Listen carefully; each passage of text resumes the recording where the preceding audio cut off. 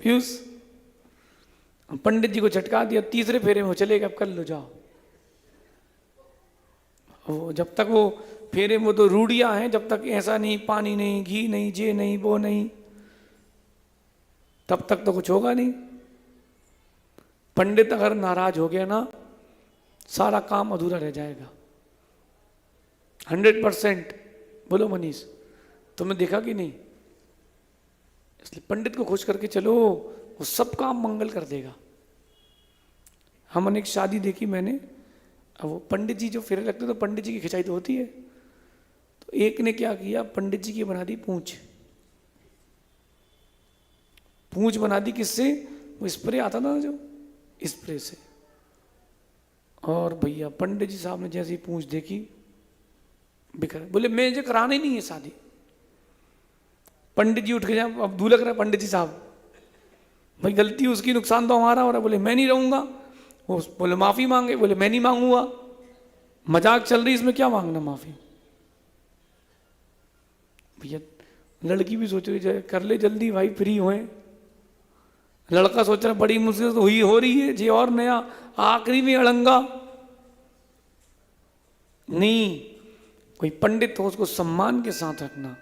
शाह जी, बहुत अच्छी बात कह रहा हूं मैं आपसे। वर्तमान में समाज के पास विद्वान की कीमत नहीं बची। आज वर्तमान में समाज के पास विद्वान की कोई कीमत नहीं है। अब कीमत नहीं है इसलिए काम अच्छे नहीं होते। चुल्लक जी है क्या? सुनो चुल्लक जी, पहले के जमाने थे, बताऊं, जब मंदिर की पंचगणक होते थे ना, प्रतिष्ठाएं, क्या लिखा प्रतिष्ठा ग्रंथों में कोई बताएगा? लड्डू, सोने की कोपर में, मंदिर के आंगन में सोने की कोपर रखते थे, उसमें विद्वान के पैर धुलते थे, शाही स्नान कराते थे। किसको? विद्वान को।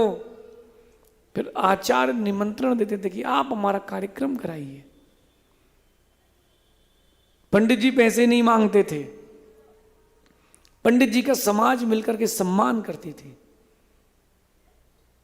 जो तरीका था कि कार्यकर्ता सम्मान करते थे, तिलक करते थे, लिफाफा देते थे, सभी जितने इंद्र थे सब लिफाफा देते थे। अब पहले से बात होती, कितने लोगे भैया जी, पंडित जी कितने रुपए लोगे?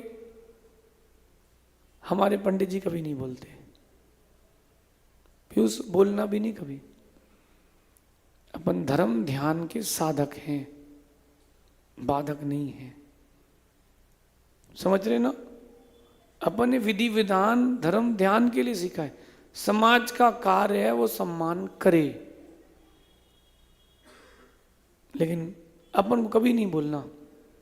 एक जगह तो कार्यक्रम हुआ भैया, इन्हें तो कार्यक्रम कराए, चले गए, हम भी चले गए। 10-12 दिन बाद कमेटी आई, मैंने कहा सब बढ़िया, सब कुछ हो गया? बोले हाँ। मैंने कहा आपने सब कलाकारों की सबके पैसे चुका दिए? बोले हाँ। कुछ रह गया है काम बाकी? बोले कोई नहीं। मैंने कहा पंडित जी का? बोले तो भूल ही गए। उनको फोन लगवाया मैंने, क्यों भाई क्या हुआ? बोले मेरा तो आगे कार्यक्रम था तो मैं तो फ्लाइट से निकल गया। अब बताओ पीयूष, ये डिग्निटी बना के रखना। आज के समय में क्या है ना कि पंडित जी और भैया जी कमीशन वाले हो गए। बुरा नहीं मानना, अब जो है सो है। आपसे ज्यादा संपत्तियां हैं ब्रह्मचारियों की, सबसे अच्छा बिजनेस है नोट छापने का। जो ये बोलेंगे वो होगा, नहीं बोलोगे तो कुछ नहीं होगा। क्या कर लोगे? आधा वज्रलेप करके छोड़ देंगे, 1 लाख और रखो, नहीं तो नहीं करेंगे, जाओ। फिर क्या होगा? बोलो पीयूष चल रहा कि नहीं?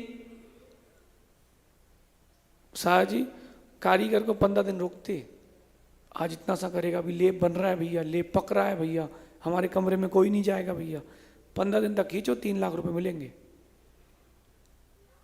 सीधे सीधे रास्ते से जो जाए तो उसे कोई कीमत नहीं करता। लेकिन अगर आपने पंडितों से बैर ले लिया, चलो एक बार का तो काम हो गया, आगे क्या करोगे? इनकी भी यूनियन है, यूनियन है ना, लोग एक दूसरे से पूछते हैं ना, बताते तो तू वहां गया था क्या हुआ, तो फिर क्या बचेगी। इसलिए भैया पंडित से बैर मत लेना। और आगे कह रहे हैं पुत्र, पुत्र से बैर